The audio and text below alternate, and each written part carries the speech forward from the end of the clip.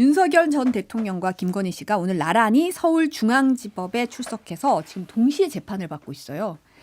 서로 다른 법정에서 재판이 이뤄지고 있는데 뭐 따로 마주치지는 않았다고 하더라고요. 층이 달라서. 그런데 이런 일도 참 유례가 없는 일이잖아요. 그렇죠. 전직 대통령 부부가 재판을 받는 건 처음 있는 일이고 전직 대통령의 부인이 전직이든 현직이든 이렇게 이제 구속 기소돼서 법정에 서는 것도 처음 있는 일이어서 오늘 뭐 두 사람 5분 차이로 이렇게 도착했다 그러더라고요. 아마 그 법원에서 조금 이제 도착 시간을 조정해가지고 서로 동선이 겹치지 않도록 한 것 같은데, 근데 앞으로 이제 자주 볼 장면이지 않습니까?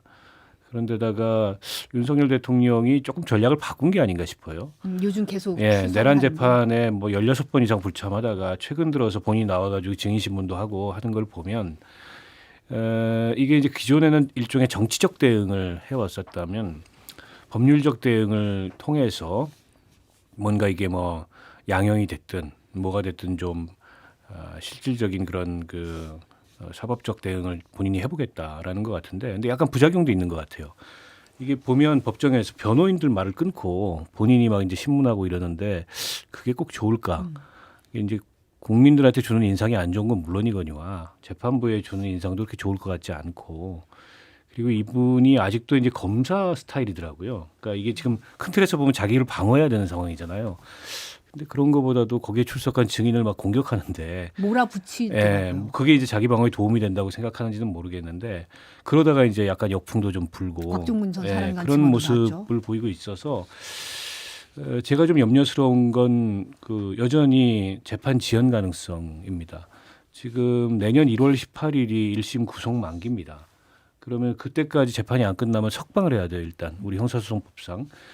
근데 올해 지금 재판이 아직 남아 9회차인가 길이 남아 있다고 하는데 9번 남아 있어요.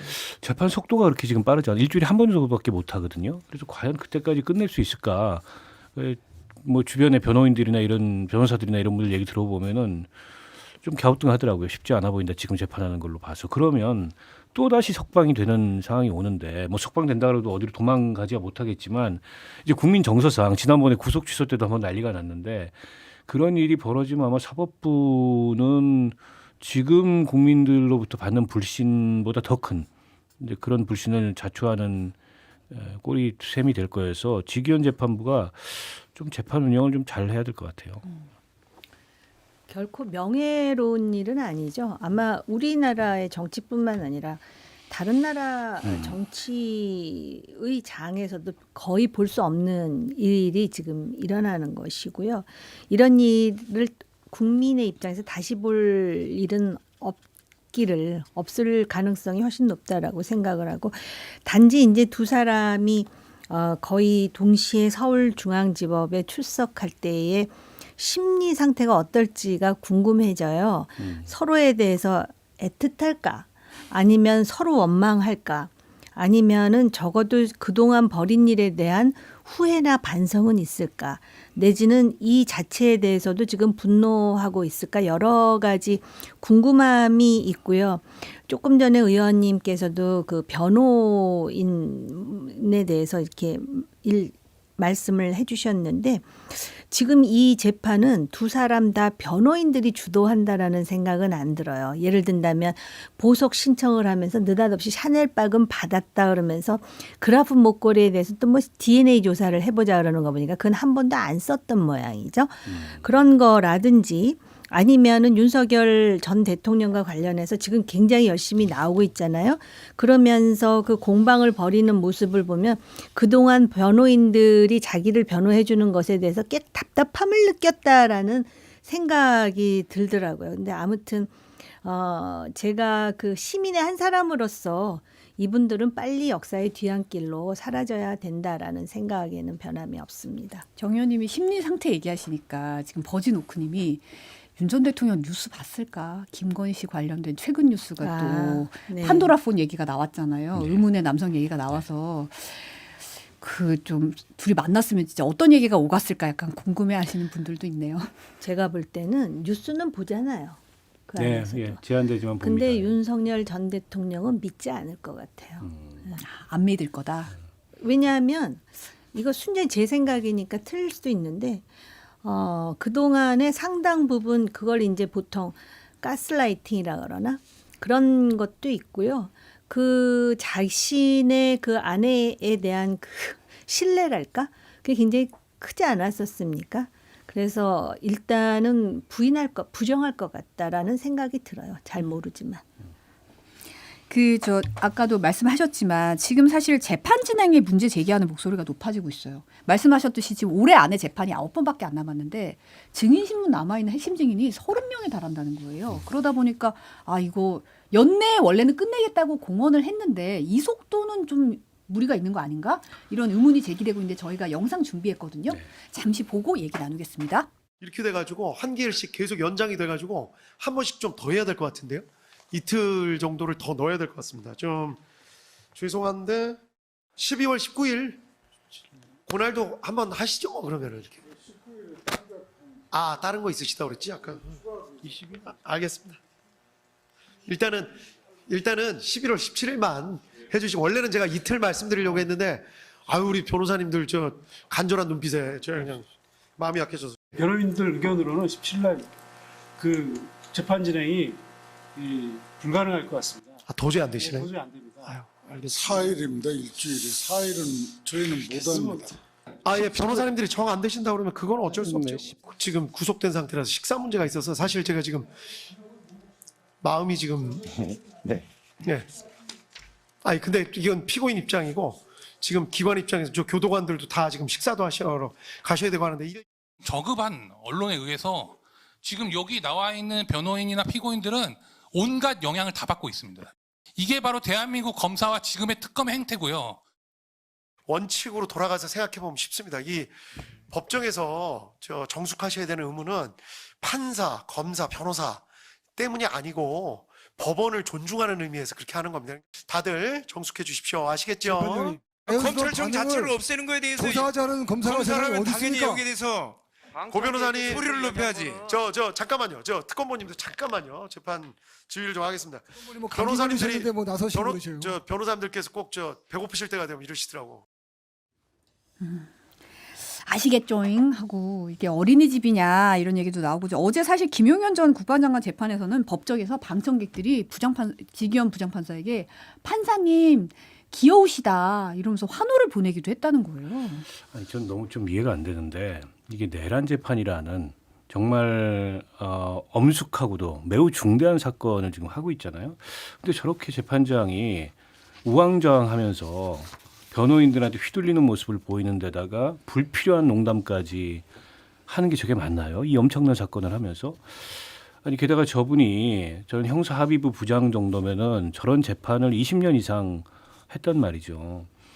그러면 재판의 전문가인데 저렇게 지금 끌려다니면서 재판을 해가지고 어떻게 연내에 재판을 마치겠다는 건지. 가뜩이나 지금 지기현 판사는 지난번 구속 취소 결정으로 인해서 여러 가지 논란의 대상이 되고 있고 사법불신의 대상이 되고 있지 않습니까? 때문에 더더욱 엄격하게 재판을 해야 되고 저런 윤석열 변호인 측에 뭐 불필요한 얘기들이나 쓸데없는 얘기들이나 이런 걸 수용하거나 거기에 휘둘리면 안 되는데 좀 이해할 수 없는 모습이 너무 많고요. 지난번에 그 생중계 관련해서도 그건 이제 전적으로 법적 근거를 갖고 이 재판장이 재판주의 차원에서 재량을 가지고 할 수 있는 건데 변호인들이 자기들 몰랐다고 항의하니까 뭐 죄송하다 그러고 제 불찰이라 그러고 너무 이해할 수가 없어요. 지금 한덕수 총리 그 재판하고 있는 이진권 부장판사의 태도하고 너무 대비가 돼요.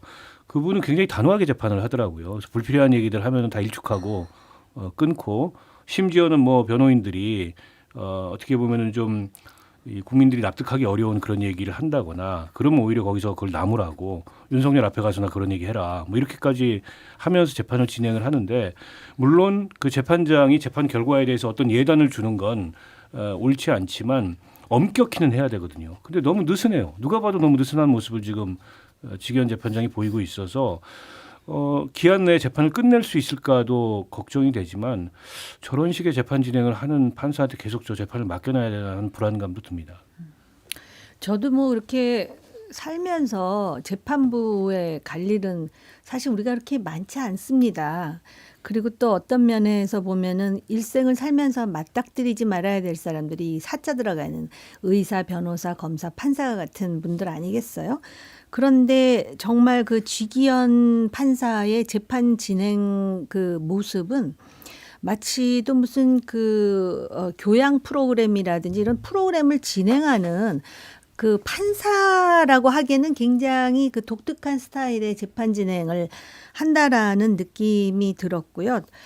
지금 의원님도 말씀하셨지만은 다른 판사들에 비해서 지금 이 상황도 굉장히 엄중하고, 그런데 본인이 그 전직 대통령 구속 취소라든지 또는 뭐 접대 여부와 관련해서 논란이 굉장히 많았습니다. 그럼에도 불구하고 이 원래 스타일이 그런 건지는 모르겠는데 굉장히 낯선 형태의 그런 스타일이다 이렇게 생각하고, 그다음에 사실은 이 재판부에서 지금 어찌됐든 피고든 아니면은 뭐 특검 측이든 굉장히 이 이슈 자체가 상당히 무거운 이슈 아닙니까? 국가의 어떤 운명을 지금 좌지우지하는 그런 이슈임에도 불구하고 이 김용현 전 국방장관 재판에서의 그 피고 측 대리를 한 변호인들의 행태에도 사실 그 좀 이해할 수 없는 측면이 굉장히 많습니다. 그러니까는 이게 재판이고 결국은 자기가 대리하는 사람의 억울함을 정당화하는 과정이라고 한다면 이거는 마치 또 그 거의 반정치화된 그런 사람들이 어떤 변호를 한다라기보다는 정치의 장으로 지금 그 바꿔놓는 것 같은 인상을 받습니다. 그런데다가 사실은 이 방청객들 말입니다. 이렇게 뭐 장관이 힘내세요. 그럼 퇴장시켜야 되는 거 아닙니까? 굉장히 그러니까요. 그 재판부가 이런 민사라든지 아니면은 이런 범죄가 아닌 문제를 다룰 때도 굉장히 그 근엄한, 그래서 서양에서는 심지어는 그런 어떤 근엄함을 좀 강화하기 위해서 왜 가발 같은 것도 여전히 쓰고 나와서 하고 그러는 이유가 이 사법부 재판이 주는 그런 무게감 때문에 그런 것인데, 이게 지금 거의 내란이라고 해갖고 계엄을 선포한 이후의 상황에 대해서 우리가 사법적인 판단을 하는 건데 이렇게 휘하될 수가 있는 것인가. 이거는 어떻게 보면은 국가 수준을 이 사법부에서 지금 내려놓고 있는 것 아닌가, 그런 생각마저 듭니다. 또 한 가지 지적할 점은 저 쥐기현 재판부가 신규 사건을 배당받지는 않지만 기존에 진행하는 사건을 지금 하면서 재판을 하는 거거든요. 근데 그 문영배 헌법재판관도 지적을 했듯이 이게 내란이라는 엄중한 사건을 다루면서 다른 재판을 한다는 건 좀 이해가 안 돼요.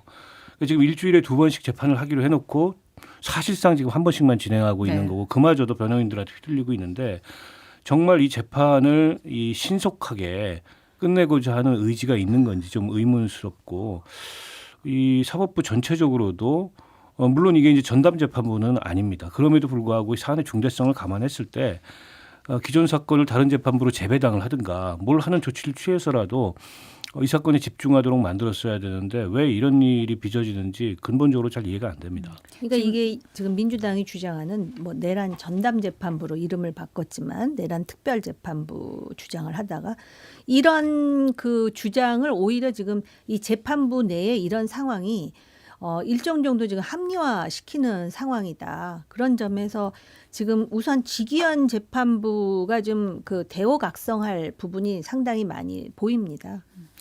댓글로 쥐귀염으로 개명할 필요가 있다라는 지적이 나오고, MC 귀연이냐 뭐 이런 지적이 좀 나오고 있는데, 사실 내란 재판이잖아요. 이 내란 재판에 무게가 있잖아요. 지금 온 국민이 이 사법적 판단을 기다리고 있는 가장 큰 이유 중에 하나가 이게 내란 재판이라는 이 무게가 있는 거거든요. 그런데 사실은 이제 왜 쥐기현 재판부에 이렇게 몰려 있냐.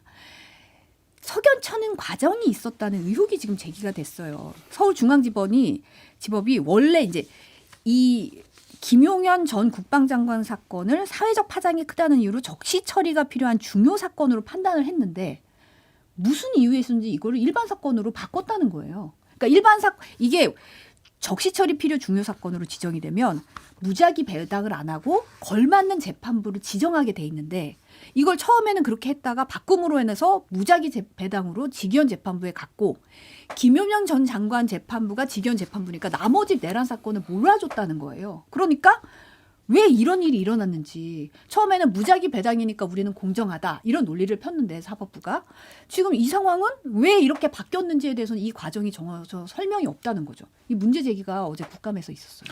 그 내란 전담 재판부를 만들자 그 법을 추진할 때 이제 사법부의 그에 대한 어쨌든 입장은 그렇게 되면 이제 사건 배당을 전자배당에 의해서 임의적으로 하던 거를 결국 이제 사건 배당에 개입을 하게 되고 그게 이제 어쨌든 재판의 공정성에 부정적 영향을 미칠 수 있다 이렇게 주장을 했거든요. 근데 이제 대법원 예규에 보면 어쨌든 적시 처리 필요 중요 사건은 그와 관계없이 임의배당과 관계없이 지정해서 배당을 할 수 있어요. 그런 제도가 이미 있는 겁니다. 근데 지기현 재판부의 최초의 김용현 사건을 배당한 게 과연 처음에 이 적시 처리 필요 그 중요 사건으로 지정했다가 그걸 해제하고 일반 사건으로 임의 배당을 해서 나머지가 이제 연관 사건이기 때문에 그렇게 배당이 됐다 이렇게 설명을 하는데 그 설명이 정확하게 맞는지조차 지금 의심스러워요. 여전히 적시 처리 필요 이 중요 사건으로 분류를 해서 그걸 지기현 재판부한테 배당해가지고 나머지 사건까지 다 몰아준 거 아니냐 이런 의혹이 동시에 제기되거든요. 때문에 이 사건 배당 과정에 대해서 조금 더 투명하게 저는 법원행정처가 밝힐 필요가 있다고 생각하고요. 근데 이제 지기현 이 재판부는 주로는 경제 전담 재판부라 그러더라고요. 식품이라든지 보건이라든지 보건, 네. 때문에 이 사건을 맡기에 좀 적합치 않다. 오히려 이 정도 사건의 무게라면 그 대법원 예규에 있는 적시 처리 필요 중요 사건의 그 지정 배당을 통해서 좀 더 합당한 이런 사건을 물론 이제 내란 사건을 다뤄본 재판부는 없습니다. 없었기 때문에 그러나 어쨌든 그런 뭐 공안이라든지 선거라든지 이런 정치 관련 사건을 담당했던 재판부에 배당하는 게 더 맞지 않았나라는 생각이 들어요. 결과론적이긴 하지만 지금 지기현 재판부가 이렇게 재판 진행하는 거나 이전에 구속 취소 결정이나 이런 걸 보면 굉장히 좀 뭔가 어딘가 불안해 보이고 과연 이게 그 어떤 의도가 개입됐던 건 아닌지 이라는 의심까지 들 정도입니다. 저는 지금이라도 사법부가 어떤 조치든 취해야 됩니다. 그 연내에 재판을 끝낸다는 것에 대해서 담당 재판부뿐만이 아니라 법원 행정처 차원에서의 어떤 보장이 저는 있어야 된다고 봐요. 저는 오히려 재판부에서 이걸 적시 처리 필요 중요 사건으로 지정했다가 지금 그 일반 사건으로 해갖고 무작위 배당을 한 이유가 그렇게 해서 전문성이라든지 여러 가지를 고려해서 재판부를 결정하게 되면 그 자체가 또 논란이 될 수 있다라는 것을 우려했던 것이 아닌가. 왜냐하면은 예를 들어서 뭐 정치 사건을 주로 했다라든지 그런 그 재판부에 배당을 하면은 지금 사법부에 대해서도 진영으로 지금 나눠져 있다라는 그런 편견들이 많이 있지 않습니까?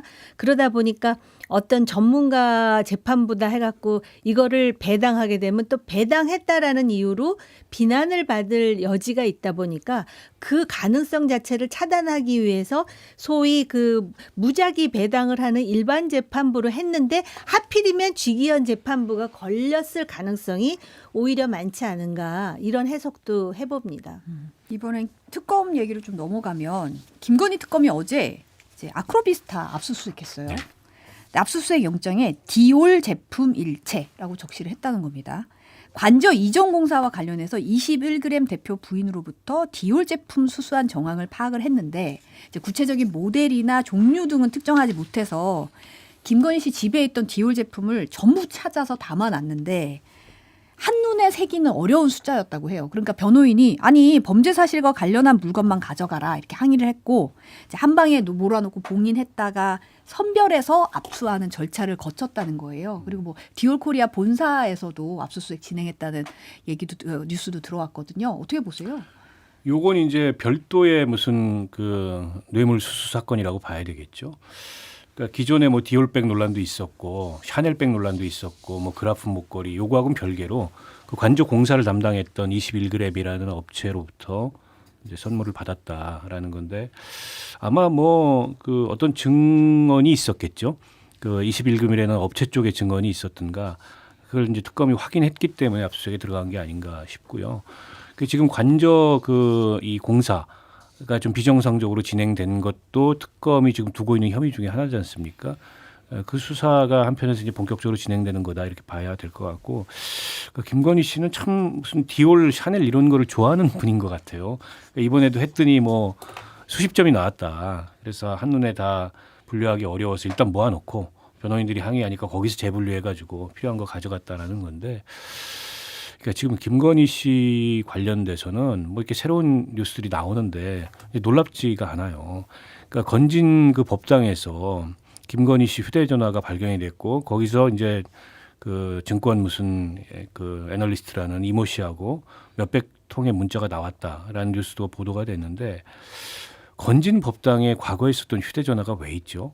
그래서 일각의 해석은 무슨 휴대전화 앵마기를 하려고 거기다 맡겨놨다라는 해석까지 나와요. 그래서 건진법사도 실제 특검 조사에서 애군 떼려고 막 아니 그게 이런 이제 얘기를 했더라고요. 그게 기행이잖아요. 쓰지도 않는 과거의 휴대전화를 무슨 애군을 떼겠다고 거기다 맡겨놨다는 것 자체가 도대체 이게 정상적인 사고를 하는 사람이라고 보기가 어려운데 그게 압수가 돼서 결국에서 또 거기에 또 다른 뭐 의혹이 제기가 되고 저는 김건희 특검도 마찬가지로 12월 말이면 이제 끝나요. 수사가. 근데 과연 지금 김건희 씨한테 제기되고 있는 의혹들의 가지수로 봤을 때 굵직한 거는 특검에서 뭐 기소 여부를 포함해서 결론을 내겠지만 다 수사를 할 수 있을까? 그러면 오히려 특검에서 다시 검찰이나 혹은 경찰로 사건을 재이첩해야 되는 그런 상황이 올 수도 있겠다라는 생각마저 들어요. 그러니까 아마 자기 것도 있겠죠. 워낙이 그 대통령 되기 전부터 상당히 그 화려한 그런 삶을 추구했던 스타일이다 보니까 그런데 기본적으로 공직자가 되면 공직자 부인으로서 어떤 도덕률을 가져야 되는지에 대해서 아예 생각조차 없었던 것이고 정상적 사고를 말씀하셨는데 정상적인 거는 차치하고 일반적인 사고 자체도 지금 못하고 있었던 게 아닌가 이런 생각이 들고요. 이런 부분이 반면교사가 돼야 된다. 누가 권력을 잡든 그 권력자의 부인이 마치도 그거를 호가호위하면서 이런 식으로 그 누가 선물을 하면은 선물이라는 이유로 박절하게 대할 수 없어서 이렇게 받아들인 이거는 사실은 오래 전부터 알고 있어야 되는 도덕률이거든요. 그런데다가 잠깐 또 그 미국 같은 나라도 얼마나 그 선물 같은 게 많겠어요. 근데 그 심지어는 멜라니아 여사 있잖아요.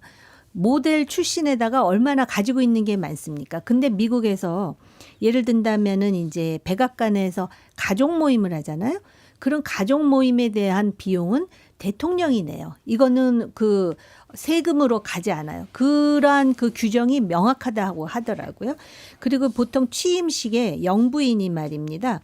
그 소위 미국에서 생산된 그런 디자이너의 옷을 입어요. 그러니까 미국의 그런 어떤 프라이드를 이제 보여주기 위해서 그렇다 하더라도 그거를 선물 받지 않는다 그러더라고요. 자기 돈으로 지불하고 이런 거에 대해서 이걸 뭐 법으로 할 수는 없을지 모르지만 이런 정도의 그 규정은 지금 만들어 놓는 것이 중요하다. 어떻게 이렇게 무차별적으로 다 받습니까? 심지어는 5돈짜리 물론 요새 금값이 올라가긴 했지만 거북이까지 하여튼 그냥 다 받은 거예요. 주면 주는 대로.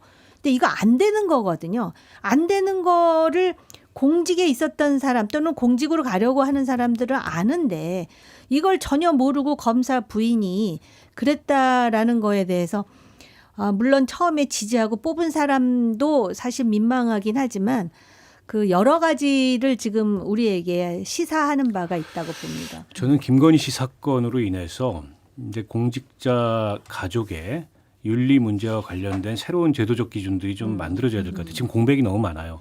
그러니까 김영란법에 따라서 처벌은 못해요. 김영란법 위반이 된다 하더라도.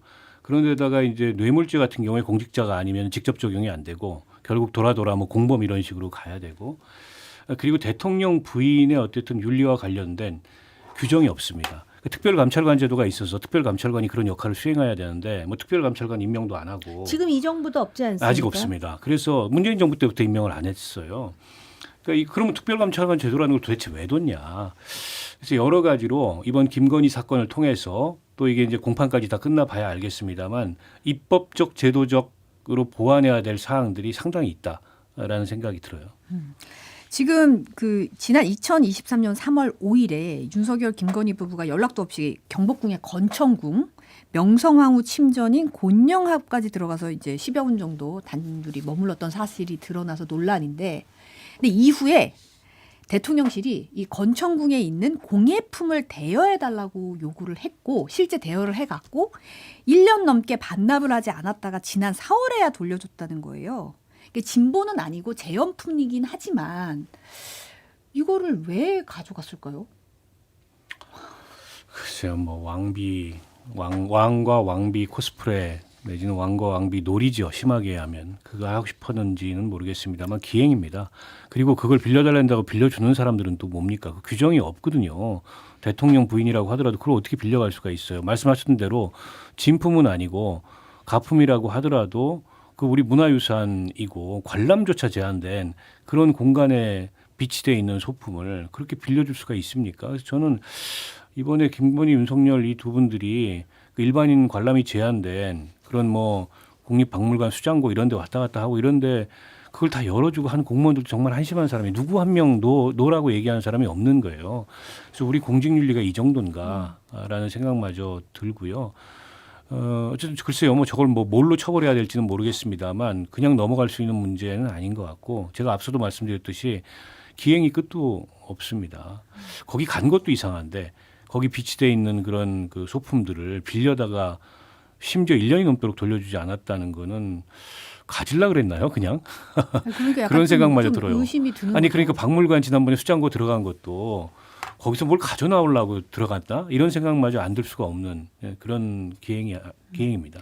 국민유족본부 측은 이제 전시용 제외한 일부는 대여가 가능하다라고 답변은 했는데 만약에 그랬으면 뭐가 어떻게 반출이 됐는지 뭐가 이렇게 나와야 되는 거 아닌가 이렇게 좀 사적으로 반출하려 한 게 아닌가 이런 의심이 좀 드는 상황이긴 해요. 아니 그럼 대여가 가능하면은 우리도 대여해달라 그러면 해준다는 거예요? 그럼 말도 안 되는 소리를 하고 저는 솔직히 이거 제 개인적인 생각인데 대여해달라고 요구한 이유 중에 혹시 이거 진품인 줄 착각하고 대여해달라 그랬나 그런 생각마저 들거든요. 해서는 안 될 일이고 이걸 왜 갖다 놔야 되는 건지도 좀 이해가 안 되고요. 제가 말씀드렸잖아요. 이제 이런 일이 앞으로 한 몇 년 동안 계속 이게 이제 이렇게 그 언론에 보도될 가능성이 있다고. 그러니까 굉장히 그 일반적인 기준으로 볼 때 왜 우리가 그러잖아요. 평범하지 않다. 평범하지 않다라 그러면 비범한 것만 생각하는데 평범 이하의 사람들도 꽤 많다라는 거를 확인하는 그런 순간입니다. 이게 지금. 이걸 왜 가져갑니까 도대체.